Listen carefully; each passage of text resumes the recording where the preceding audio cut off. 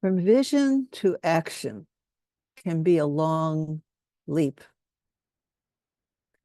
And even though when we have a vision, we can imagine it completely accomplished, and we're told to plant that seed of action and manifestation in our subconscious mind by seeing it already accomplished.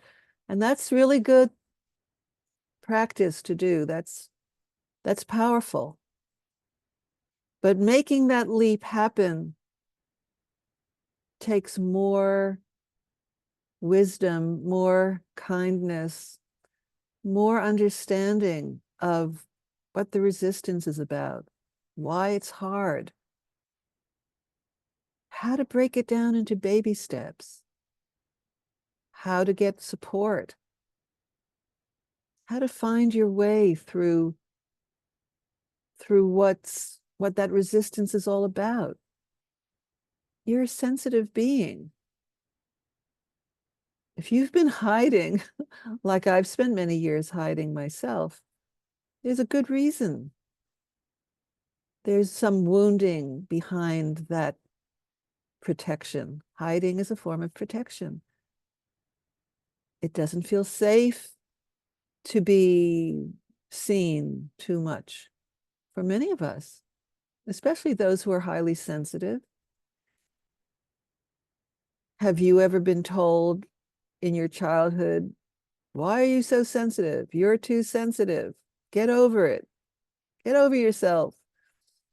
You think you're so special.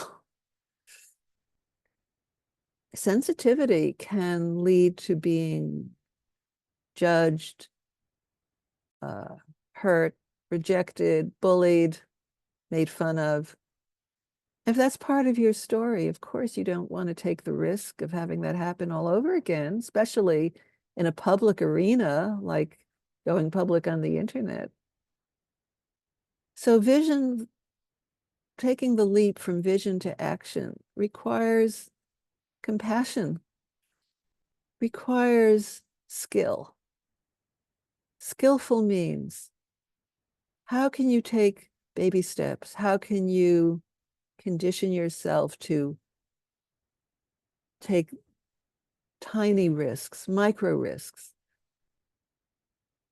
Go step by step into emerging more publicly as who you are, as how you would like to show up, getting braver, bolder, in tiny, tiny increments. It doesn't have to be all at once. You must not compare yourself to others who seem to have it all together, who seem to have such confidence and slickness and look like they've had their hair, makeup, and wardrobe done before any presentation. That's actually not normal. And it's not what we aspire to. The people who you want to talk to want a real person on the other end, want to feel who you are. And it's okay to be nervous. It's okay to be insecure. It's okay to admit to having self-doubts, because that is normal. That is what all people actually experience. You know, there's a saying about how we compare our insides to other people's outsides. People who put on a good show have perfected a persona, a public persona, or attest to being highly successful, happy, and fulfilled, whether they are or not. We accept the outsides that people present us with, often without question, because the tendency is so strong to be self-critical, self-doubting. And when we compare ourselves to others, we're actually comparing our inner feelings to their outer presentation, not knowing that they may feel just as insecure within themselves. They're just not showing it, and they're fooling us with their outer presentation. So all of those things humanizing and normalizing that fear is going to be present, that self-doubt is natural, that comparing is something that our culture absolutely trains us to do.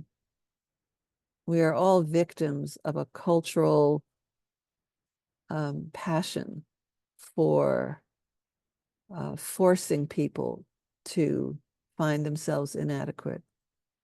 The whole advertising industry is based on that.